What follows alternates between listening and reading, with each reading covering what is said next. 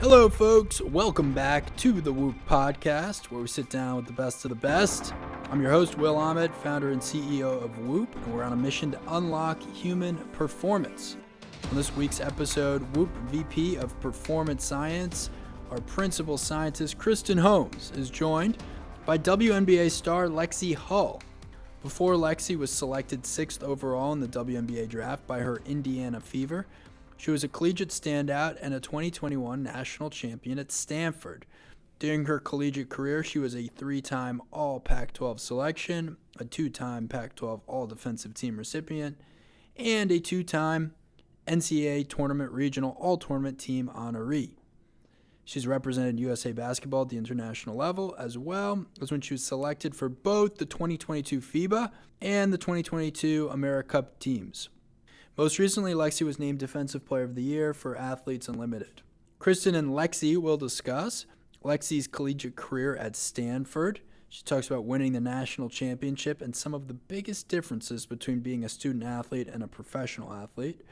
Lexie's commitment to sleep and recovery. They get into her bedtime routine, naps, a bunch of things related to optimizing your bedroom.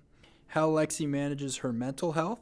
Her game day routine and nutritional habits, how she uses Whoop to train and track her menstrual cycle, and the current landscape of women's sports. Quick product plug, the new Dad Jeans Super Knit brings together two icons, dads and denim. It makes a great Father's Day gift. Scoop it up for yourself. That's at shop.whoop.com. If you're new to Whoop, you can use the code WILL, that's WILL, at checkout, getting a new membership, and you'll get a $60 credit on apparel and accessories. Include a band, a battery pack, or Whoop body apparel in your cart, and you will get $60 off. If you have a question you want to see answered on the podcast, email us podcast@whoop.com, call us 508-443-4952, and we'll answer your question on a future episode. Without further ado, here are Kristen Holmes and Lexie Hull. Lexie, welcome. Thank you for having me. Yeah, well, we're super pumped, and just congratulations on, I guess you guys the season is underway. Tell us a little bit about the first, 6 or 7 games in now? Yeah, I mean, new team, new coach, new year, so we're just super excited that it's finally started going, and the season's in full swing, so we play multiple games a week, traveling all over the place, but we're happy to be here in the middle of it. I love it. Well, we're gonna step back and talk a little bit about your kind of early basketball journey, but just real quick, maybe before we start, I'd love to know, just tell us just the difference between Athletes Unlimited and the WNBA, and kind of why Athletes Unlimited kind of came into the picture, and how that's kind of helping, I think, women's sports in particular. Yeah, for sure. I mean, I loved the opportunity to play in it this year in Dallas. For WNBA players, a big part of their careers is going and playing overseas. So that's during the off season. When the WNBA seasons, people will leave a week, a month after, and over there for the entire time until training camp starts up again back in April. But for me, I kind of knew that I wanted to stay in the States, especially coming off of my senior year at Stanford, not having more than a week off before starting training camp here in Indiana. So my body needed a break, my mind needed a break. So I knew I needed to keep playing basketball, obviously. So that's where AU kind of came into play, and being able to play against other WNBA players, against other really good players about a month before training camp was really beneficial, and just getting back into game shape, getting more experience under my belt. That's awesome. And how many games did you play during that season? We played 3 games a week for 5 weeks. So 15 games. Nice. That's like just the perfect amount. It's funny. I've interviewed some basketball players in the past, and I've seen some data of some of the women who are competing overseas, and then we're coming back for the WNBA season. I mean, the toll on the body, is just it's not easy, that lifestyle. Yeah, not at all. So I feel like this is like an exceptional kind of alternative in a lot of ways. You had just an insane NC2A career. Maybe talk about that moment you decided to go to Stanford, and just give us some highlights of those 4 years. Obviously, you won a national championship as a junior. Winning national championships is not easy. I can attest to that, having coached in four Final Fours. I think played in three, and I did come away with one national championship, but I know Nice. it's very, very hard. Yeah, exactly. But tell us a little bit about your 4 years, and what are some of the highlights? During the recruiting process, a big part of it was I knew I wanted to play somewhere with my sister. And luckily for the two of us, pretty much every school that recruited me or recruited her recruited both of us. So that was never really an issue. And then deciding to go to Stanford was an easy choice for us. As soon as they pretty much offered us, we were like, yes, like we didn't say yes right away, but we knew in the back of our minds that's where we wanted to go. And little did we know that our best friends for life would be our teammates there. And so getting to spend not only 4 years seeing and playing with my sister every single day, but making some really, really special friendships and relationships that will last forever. I think that's really what I'm going to take away the most. And especially my relationship with the coaches. My coaches still text me to this day, still keeping up on me. So those relationships are super special, and I hold those really close to my heart. But basketball wise, also the best 4 years. COVID was my junior year, so we had to play that COVID season. My sophomore season got cut short. I'm in the Pac-12 tournament, so that was really hard for those seniors that year to have them end on that unfortunate note. But we kind of knew going into that COVID year that we were really excited and really amped up and felt like we had a real good chance at bringing home a national championship. So, I mean, at the end of that season, after that entire year, pretty much being on the road, getting tested twice a day, that took a toll on all of us, but we really stayed close together, and that last game was really, really special. Oh, I love that. You obviously value defense, which it's a very important piece of the game, clearly. So just talk a little bit about your mindset when you're defending, and you obviously, in order to be a defensive player of the year, like, you have to have a very specific way that you think about your role as a defender, and tell us a little bit about that mindset. I think, for me, there's always something that you can control, and I think that's your effort. And I never want to be a person or a player that doesn't try hard or doesn't give everything I have. And I think going into every game, I know that I can contribute something positive on the defensive end, diving for loose balls, trying to take that extra charge, rotating that extra, that extra effort is really important. And I think I love taking up a challenge of guarding a really good player, especially in the W. You have 144 players who were the best offensive players on their teams in college over a course of the past 10, 15 years. So, everyone's really good at offense. But then what it comes down to is who can defend those people. And so I really look forward to that challenge every day, every game. And I just know that that's something that you can work for, you can work towards. And if the ball's not going in the hole some days, then you can get it back on the defensive end. So any way I can to try to impact the game in a positive way, that's something that I try to focus on. I love that. How did your routines change from college and then kind of going into the pros? Did you have to adjust things in significant ways, or were you just kind of like rinse and repeat? Obviously, you don't have the academic kind of workload that you have to, that clearly was probably super challenging at Stanford. So you had probably all sorts of time once you turned professional. Yeah, it is interesting, going from basically basketball being a part-time job to then basketball being a full-time job and your actual career. It definitely takes a change mentally, because you're not, everything you do is part of your success. So that's taking care of your body, eating right. I know in college at Stanford, pretty much eat on campus in the dining halls every meal. And some nights I didn't like the food. So some nights I didn't eat well. I can't afford to do that anymore. And so it's really just a higher degree of focus on taking care of my body and making sure that my body is ready to perform. Yeah. So nutrition obviously plays a huge role. And I know you use Whoop. So obviously, in your sleep stats are impressive. You're Thank you. above 85% on average, pretty much all the time. So you're clearly prioritize sleep. So how, just managing the demands, number one, being a student athlete, and we've got a lot of student athletes on our platform who are going to be super interested, lots of basketball teams on our platform at the collegiate level. They're going to be really interested in, how does Lexie Hull, how did she do it as, balancing academics and athletics at one of the most competitive universities in the country for both basketball and academically, how did you think about that balance, and how did you get the sleep that you needed? How did you basically maintain these routines? Obviously, you have COVID that you had to deal with, but how were you able to maintain these routines that kind of kept you really healthy and basically injury free for your entire career? I mean, that's so impressive.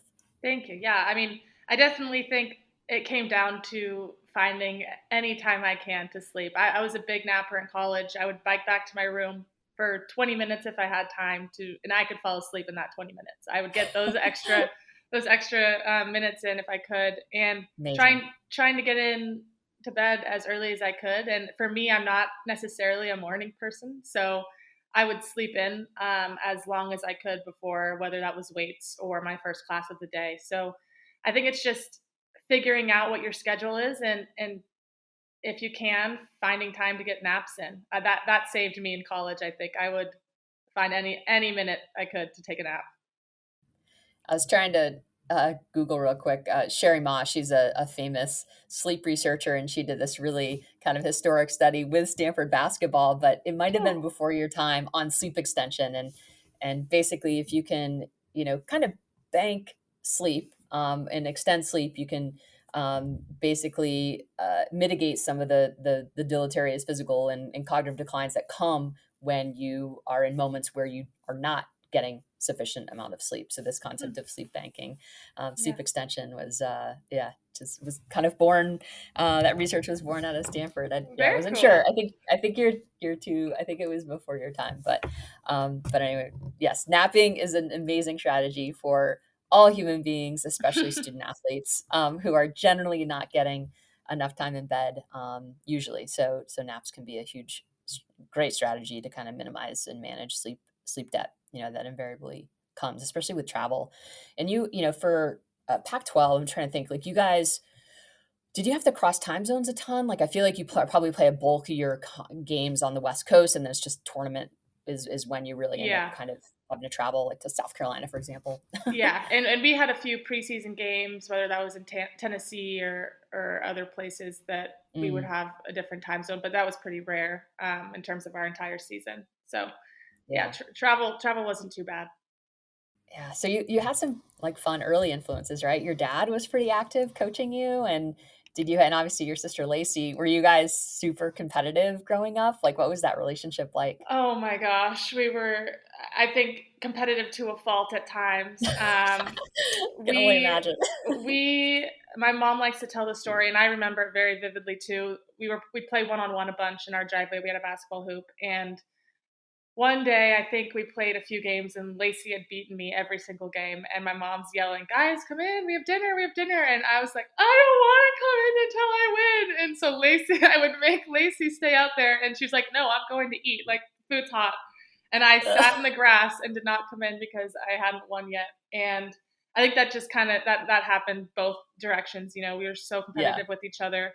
Um, and even like if it's not playing against each other, if one of us was doing ball handling, you could hear that sitting on the TV.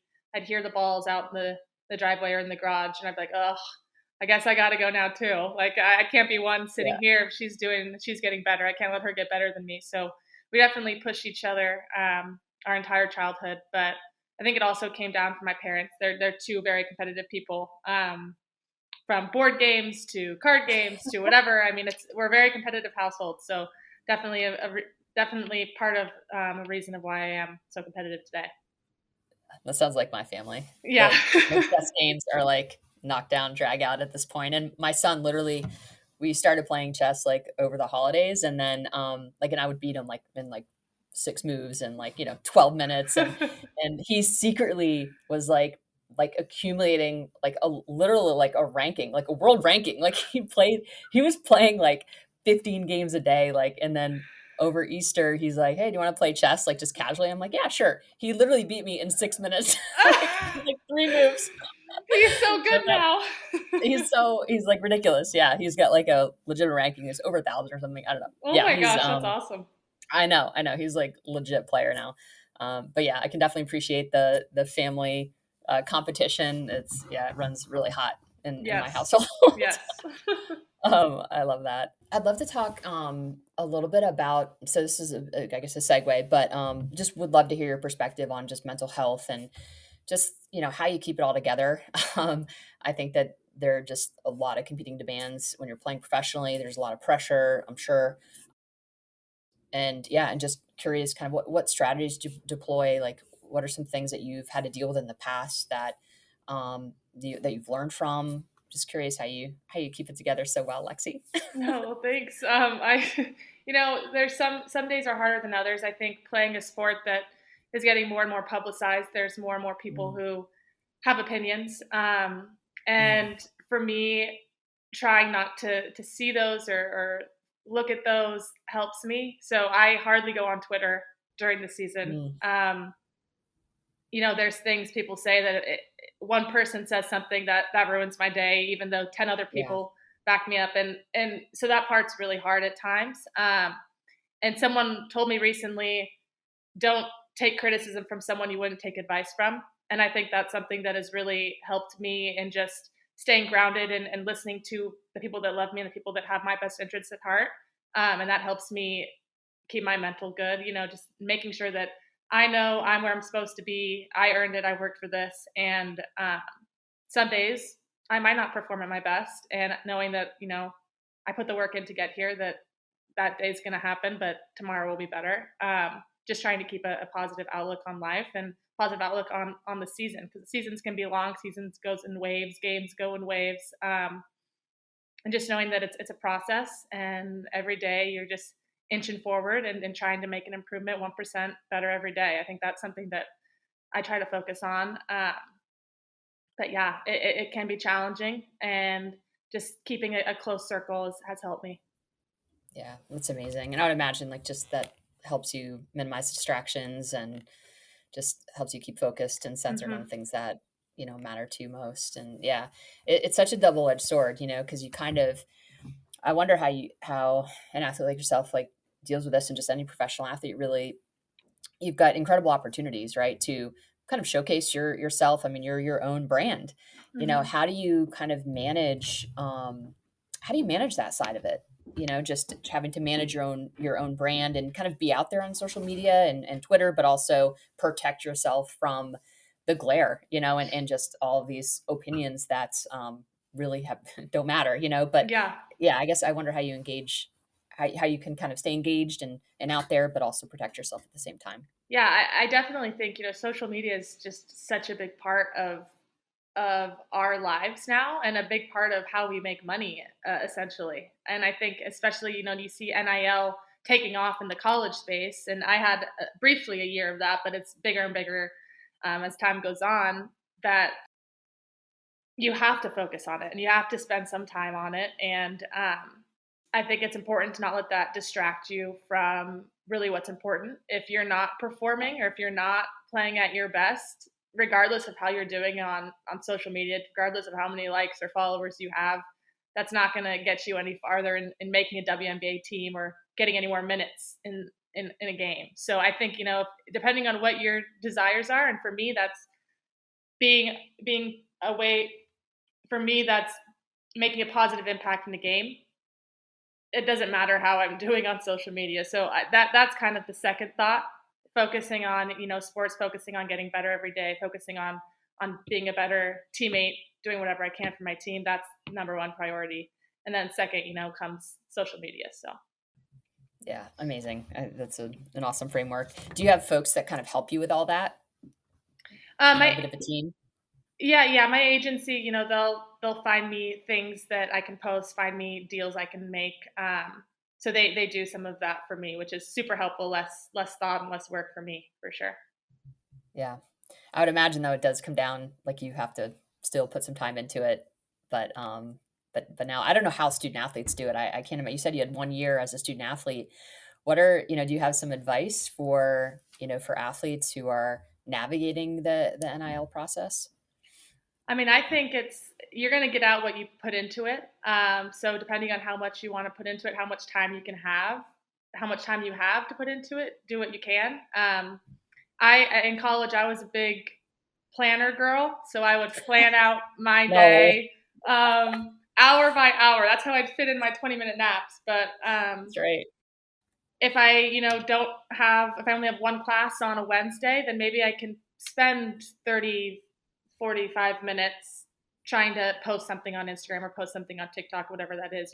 Finding Mhm. time that it doesn't take away from other parts of your career and other parts of your life. I think that would help in navigating NIL for sure. And especially even now for me in my stage of life, just setting time aside to focus on that is helpful. Yeah, it seems like you just have to be like ruthless with your schedule Mm-hmm. almost to like fit everything in. Yeah, because it takes like huge amounts of time to like put together, I you know, know, more than you think. intelligent posts. Yeah. No, it's like crazy. I mean, I do a little bit of science education and yeah, I mean, it's like, it's kind of wild, like how I go dark for like 5 days and then like I'll pop up on the weekend and post Yep. something, but like Yeah. I can't do it in the during the work week. There's It literally no time. amazes me the I'm not on TikTok, maybe like a few videos, but the people that post twice a day or more, I'm like, how do you edit this It's, and then post it? And it's amazing. it blows my mind too, Yeah. Lexie. I don't even have a TikTok account. I can't even get on TikTok. So I don't even know what that landscape looks like, but I know apparently it's a whole thing. Yep. um, all right. So I'm super excited to talk about your data a little bit. So you've been using Whoop for a few years now, right? So Mhm. I'd love to know, how do you think about your data? Over the course, like in the season and during off season, like what kind of role does it play in your life and in your training and in your performance generally? Yeah. I think for me, during season, it's my schedule in terms of workouts and stuff is pretty much set. I reach good enough strain in practice. I mean, in terms of getting work in and working out during the season, Whoop doesn't really. It isn't my decisions around that don't really change. But my Totally. sleep Yeah. in season, my sleep does. So I really do. I love looking at how many hours of sleep does Whoop suggest I get to peak for tomorrow. And so I'll try to Mhm. get to bed by. I'll set whatever. There's something in the app where you can set what time you have to wake up, and it's sleep coach, I think, Yep. is what it's called. So Yep. That's right. I need to wake up at 7:30. Okay, I need 10 hours of sleep, then I guess I need to get to bed by this time, whatever it is. So I like using that Mhm. one. And some days I can't reach that, but that's okay. At least I'm trying. I'm looking at it, Yeah. hoping that I can get better. But I think I use it a lot during the off season. Just my workouts, being able to track how much I worked out, how much strain I reached for my basketball workout. Then maybe I should do maybe go on a little run, do yoga, do something to kind of try to hit my target strain. Mhm. I like that because especially for me during the off season, being in the States, being by myself a lot of the time, helped me stay accountable to hit a certain part to keep Yeah. And gaining. Yeah, and just knowing what your capacity is, yeah. on any given day, I think is a pretty, it's a great source of insight. So a really fun fact, you would not know this, but you're actually in the top 87th percentile for day strain for other Nice, female members born in 1999 for the last 90 days. cool. Yeah, so that's kind of, yeah. So you're hitting really high strains, and I would say, you can't play defense the way that you play with and not hit these kind of strain numbers. So I think if anyone is wondering whether or not Lexie Hull works hard, I think we can say that you're putting in a lot of work. And that's why I think probably during the season, you just need to spend more time in bed. At a season, your strain is understandably lower, right? Hmm. When you're not competing and traveling and doing all that, when you have a tiny bit of downtime, Right. your strain is lower and you need to spend less time in bed. But it looks like you're actually a very, very efficient sleeper. Generally, like you average about almost 8 hours in bed, which means that you're probably a really efficient sleeper, which is super cool to see. And a lot of that comes with how you manage stress during the day. So maybe let's talk a little bit about some of the specifics on, that, let's say you're on, it's a game day, and let's say your game is at, what are typical games, like 4 o'clock, 7 o'clock? Yep, 4-7. Yep. Yeah, 4 and 7. Okay. So let's say you've got a 7 o'clock game in your home time zone. How do you think about just the day? Just kind of walk us through like the lead up to the competition. How do you maybe think about strain? How do you use stress monitor? Curious.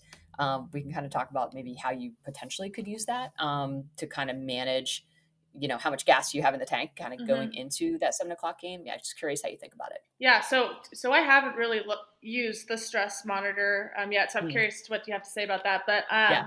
so we'll normally have a shoot around in the morning. So Hmm. I'll wake up, eat something, and then head to the gym to do shoot around, which is about an hour. And Hmm. that's pretty light.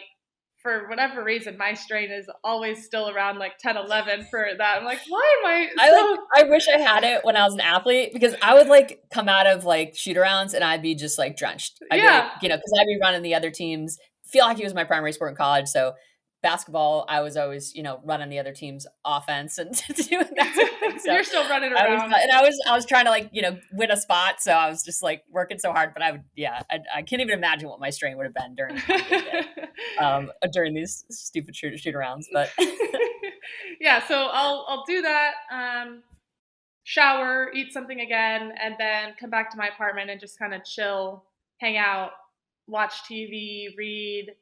Depending on how I'm feeling, I'll try to take a nap. Sometimes, I'll just mhm, lay in bed on my phone. But if I need a nap, if I feel like I need a nap, if I didn't get good sleep, if we traveled the day before, I'll probably take a nap before the yep. game, and then eat something little again for pregame meal, and then head to the gym. And when we get there, our time's pretty much booked. We'll do treatment, get Mhm. taped, roll out, stretch, warm up, do some shooting, and then game time. So the day's pretty much Yeah. scheduled out every single day. Do you know your average? I'm trying to see it. I don't see it in your data. What you log, what your shoot arounds log, how much strain you log in shoot arounds. It's normally around like 10 or 11. Dang, yeah. And then your game strain's like 14. Yeah. So yesterday, I just got the sports bra. So I hadn't been able to, Oh, because I couldn't wear it you on my can't wear it in game. wrist. Yeah, in practices Dang. I Okay. can, but in games I can't. So I Okay. just, for the last two games, was able to wear it in the sports bra. Um, Nice. and I think yesterday I had it broke up into two different ones, first half and second half, and it was like Hmm. 13 and 14 or something.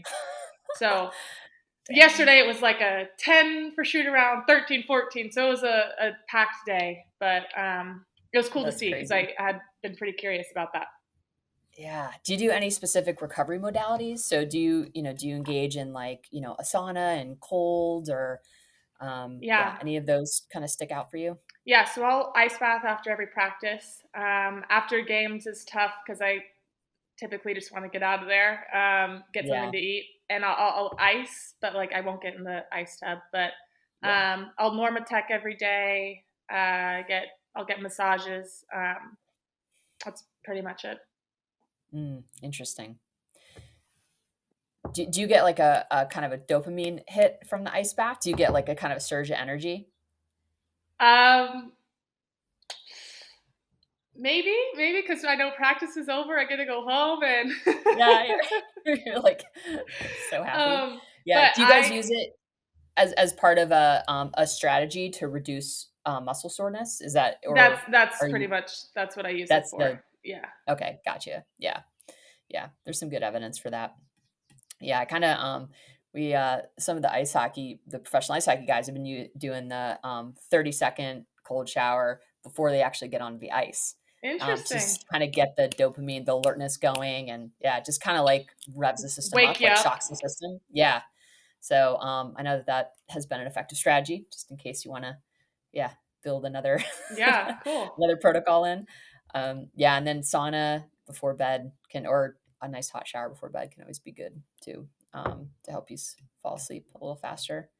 How do you manage your nutrition on kind of game day versus an off day versus a practice? Is it different, or are you pretty much eating the same every day? I would say pretty much eating the same every day. I'll, have a pretty good sized breakfast, then lunch after practice because we normally end practice around 12 or 1, and Hmm. then a good sized dinner. But I think I'm eating a little bit more during game days, just getting extra Hmm. carbs in like right before the game because I'll eat normally a few hours before, so I need something quick like an applesauce or a Yeah. fruit snack or something like that.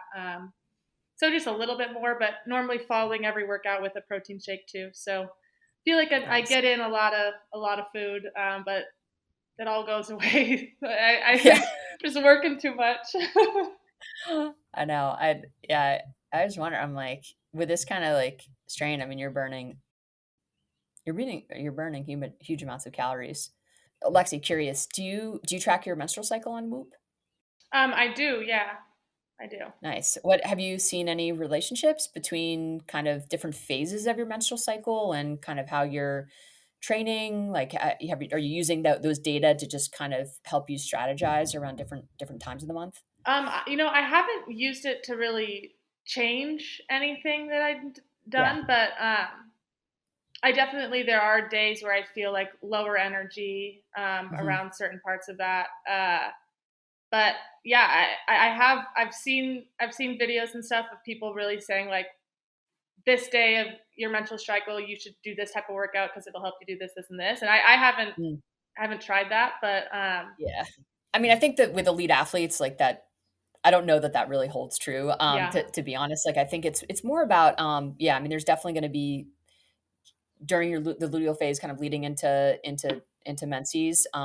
Yeah, you might experience a little bit more fatigue, but it's easily you can easily overcome that with a tiny bit of sleep extension and prioritizing electrolytes and it.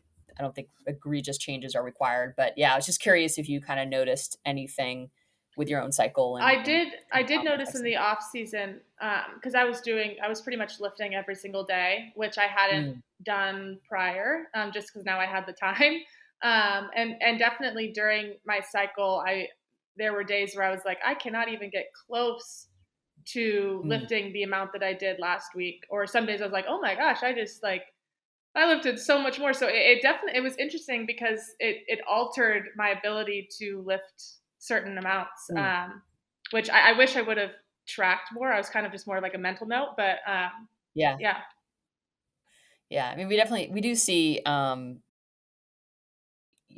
I think there's more research that needs to be done, but in general, during menses and during ovulation, typically we see higher heart rate variability, lower resting heart rate, which means you're probably a little bit more primed to kind of take on um, heavier loads, more hmm volume, more intensity. And then once you kind of get into luteal phase where your body's kind of working pretty hard to prepare for menses, um, you can feel a little bit lower energy, and that's where you just might want to decrease some of the volume and intensity. And I think maybe on game day, you know you wouldn't modify your shoot around, of course, but yeah. maybe you don't go to the grocery store in between, or you just kind of Sit on the prioritize couch. napping.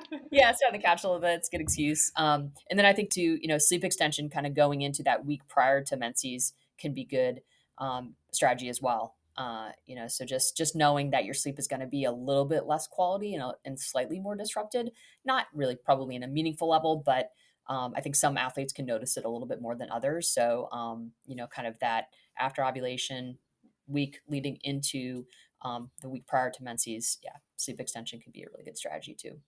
Sweet. What are you? So so you're a great sleeper. So tell us a little bit about, your sleep routines, kind of how do you, especially on a game day, or, maybe a really hard practice or are there any strategies you deploy kind of leading into bed to kind of help you fall asleep, or do you just fall asleep really fast regardless? So yeah, I mean, I think in college I fell asleep really fast, and I never had Mm, any issues going to bed. But now I noticed I felt like it was taking me some more time to fall asleep. I think part of that I was on my phone for a good chunk of time in bed, and it's hard. My boyfriend is in North Carolina, so I would FaceTime him, and then being on my phone I FaceTime him and I'm like, I want to hang up so I can be off my phone. So I try to hang up earlier so I could just lay there and try to go to bed. And sometimes that still wasn't working. I'd still just be laying there. My mind would be wandering. But I found recently something that has really helped is I'll read, and reading for 15, sometimes 30 minutes really turns my mind off. And that's helped me go to bed a lot quicker. That's amazing. Yeah. I think, yeah, a lot of people find that. I love reading before bed. I need to pick what I read though, because if I'm reading like some sort of journal or article or I'll get all fired up. And Yeah. so I have to keep it. I like to read poetry. David White is my go-to at the end of the day. Yeah. And then any tips on just kind of bedroom environment? Like, is there anything that you kind of swear by? So I have. And do you use blue light filters? I'm just curious. I used to, but I haven't. I haven't recently. Yeah. But I got blackout curtains, so I like my room really dark, really cold. Nice. Nice. Yeah, and I try not to spend a lot of time in my bed, except for sleeping. And so I'll watch TV and stuff. I have a TV in my bedroom, but I typically won't watch it in there. I'll normally watch in the family room on my couch, just so I can try to keep that to sleeping and focus on not anything else other than sleeping. That's perfect. Yeah. But yeah, I think being really dark, really cold, and purely sleeping has helped. I love it. So you have a bit of a younger team, I think, right? Yep. You're in okay. Tell us a little bit about that dynamic. Where do you find yourself in kind of a leadership role? What has that dynamic been like? We are a really young team, and like 75% of our team, it's either their first or second year in the league. And last year we set a record for the most amount of rookies on a team ever. So definitely it's a different environment. I think coming into the WNBA with so many people who are the same grade, same age, going through the same things, experiencing the same things for the first time. And for me, I loved it because it's kind of like college again, because we're all freshmen and learning this big whole new world together. And it's interesting because all of the vets are like, oh my gosh, this feels like college again. Like, because the coaches have to teach us all these new things, how to be a pro, what to do. Like, we don't get pregame meal. You figure out pregame meal on your own. Like, that's all new to us. So there's a lot of teaching happening. And it's great because for me and for the new people, we all get to learn it together. So it's fun and exciting. And now as a second year player, it's great because now I'm on the older end of the team, which is crazy. And on any other team, that wouldn't be the case. But I mean, it's so fun because we're all the same age and enjoy the same things. So it's definitely exciting, and hopefully we can build something really special here. I love it. Well, you just over the course of your collegiate career and now into your professional career, you've probably seen, I think, a huge uptick in just interest in women's sports, and viewership is increasing.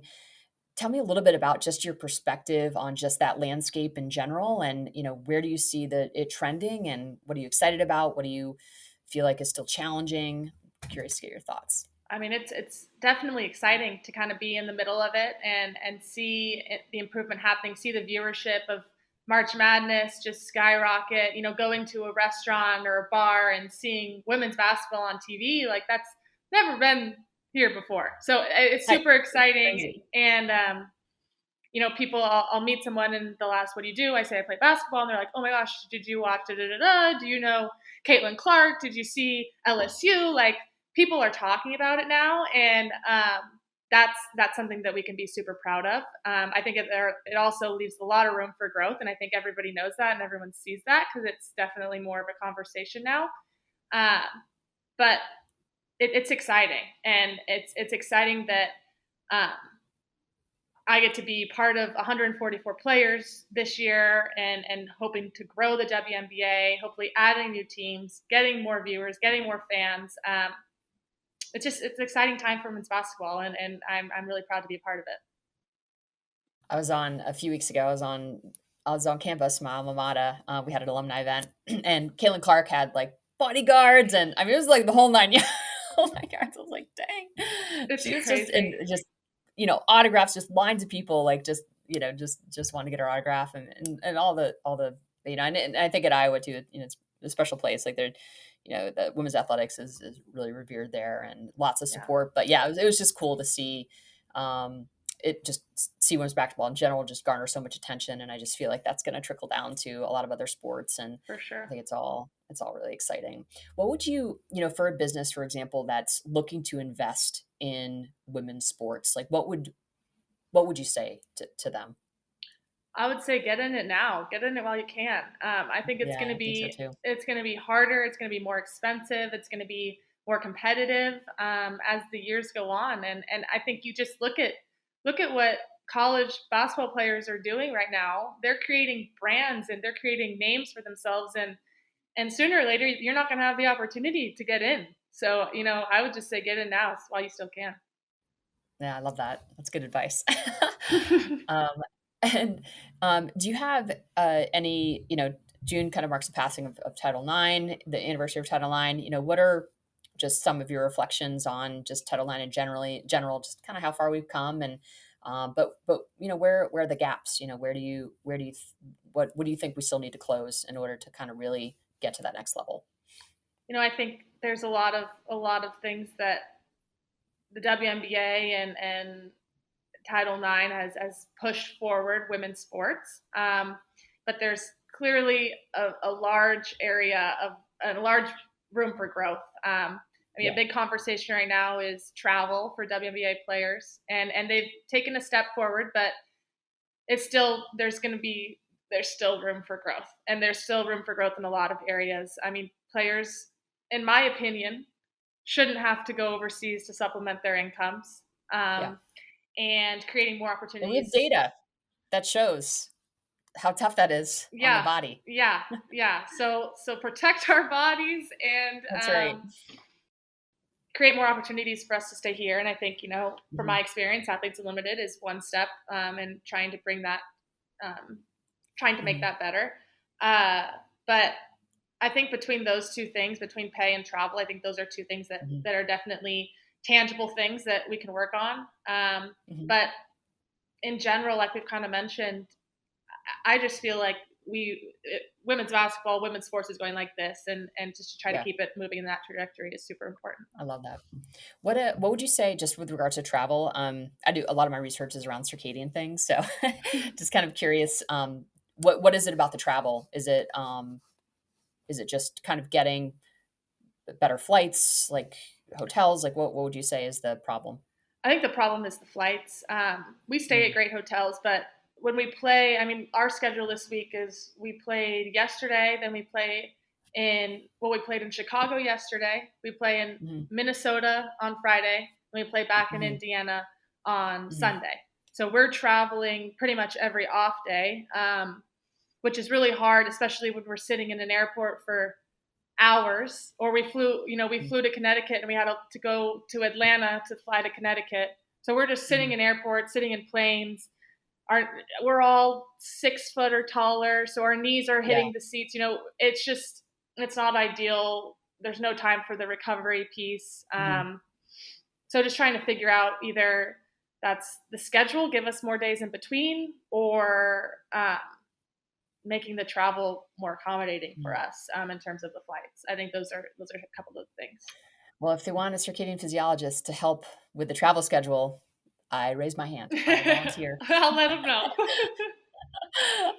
Yeah, I definitely have worked with a lot of baseball teams and over the years, professional baseball teams to kind of help think about their travel and how to think about sleep, how to think about caffeine, how to think about meal times, and how to restrict light and you know and bolster light at different times to kind of try to minimize the amount of desynchronization that's happening with regard to circadian rhythms, because that's really at the end of the day that is a huge competitive advantage, and Hmm. certainly more importantly, if you think about the health of the entire league, you want to try to limit that desynchronization. That's kind of root cause in terms of paying down illness and injury burden for sure. And there's also a strong link to mental health as well. So I think there is a really good case for dialing that in and getting that as tight as possible to minimize the mental, physical, emotional toll that travel can take on league athletes. So I'm ready to come in. So when it comes to your health and wellness journey, what would be the one thing that folks would be really surprised to know about your health and wellness journey? I would say growing up, I did not eat well. I loved McDonald's. Even now. No, I can't imagine that. I love McDonald's. I love Taco Bell.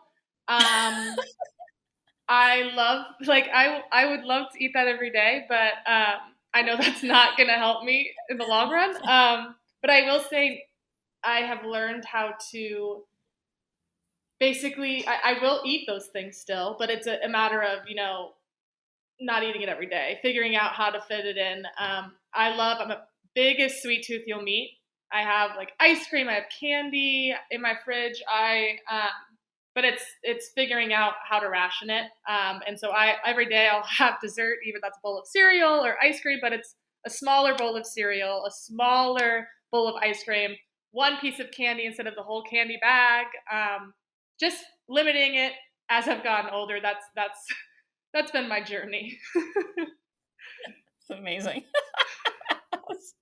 I was trying not to I didn't want to I'm putting myself on mute because I didn't want to laugh over the.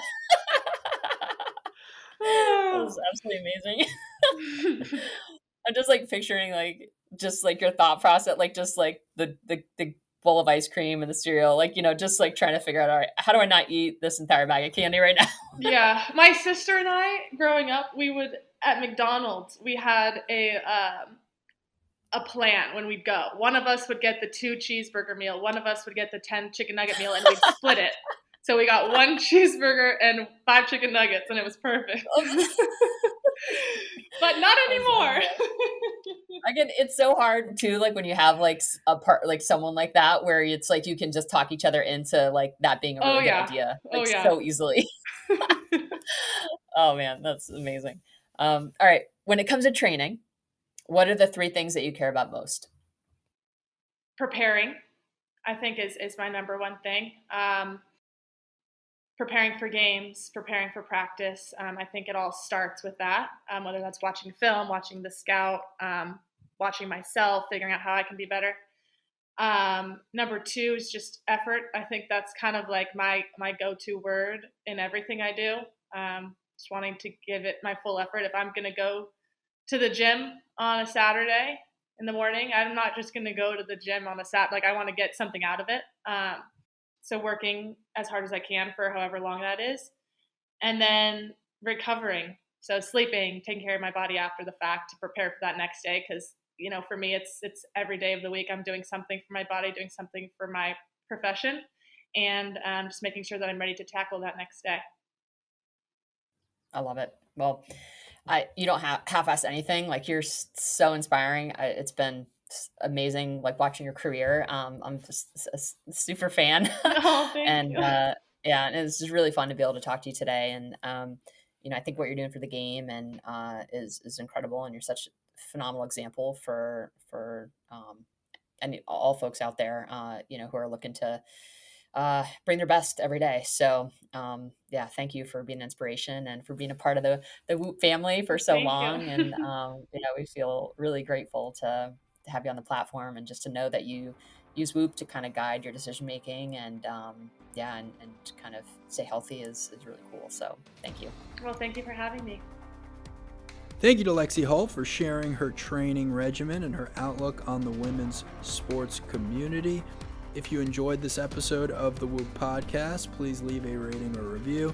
Check us out on social @Whoop, @WillAhmed. If you have a question you want to see answered on the podcast, email us podcast@whoop.com, call us 508-443-4952.